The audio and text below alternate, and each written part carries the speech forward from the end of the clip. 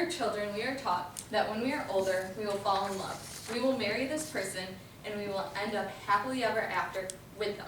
What we are not told is that if you fall in love with someone, but they aren't of the same social class, they aren't smart enough, that you are expected not to be with them. So, over the past few weeks, I decided to study the relationship between class and reputation versus love, and how one's class and reputation can affect who we love, or whether or not the love is strong enough that we can be with them. So, the two books I started to study were Pride and Prejudice by Jane Austen. And so in this book, Lady Catherine de Bourgh is the aunt of Mr. Darcy. Mr. Darcy eventually falls in love with Elizabeth throughout the story. But Elizabeth is not raised proper enough to be his wife, according to Lady Catherine. So she tries to break them up. It does not work. And then I also read Emma by Jane Austen as well. And in this book, Jane Fairfax and Mr. Churchill are engaged the entire time, but that is not later revealed.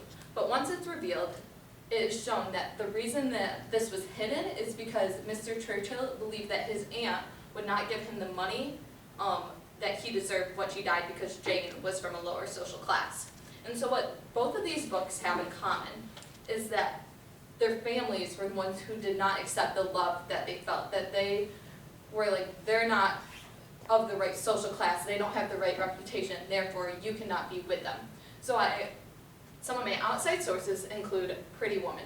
So in the movie, her occupation as a prostitute does not really fit his profile. Like, they should not be together when you put things on paper. And so he had to overcome her occupation, and therefore we get the classic fire escapist scene. And then I also studied Romeo and Juliet.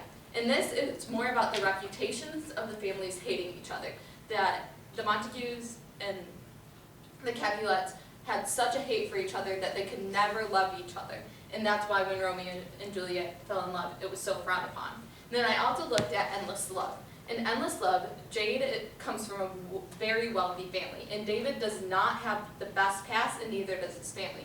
Jade's father believes that they should not be together, and therefore he breaks them up. This does last for a very long time, but eventually their love overcomes. This can be found in modern day too, as we have the saying, she's out of your league.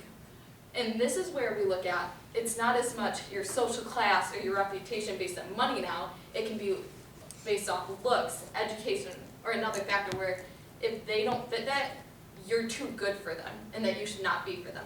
So what I learned from this is that real love does not see any of this. They don't see the money, they don't see the body type, they don't see anything, and that true love can prevail through all of this, and that you can end up with them, and that it may not be the perfect situation, but they are perfect for you.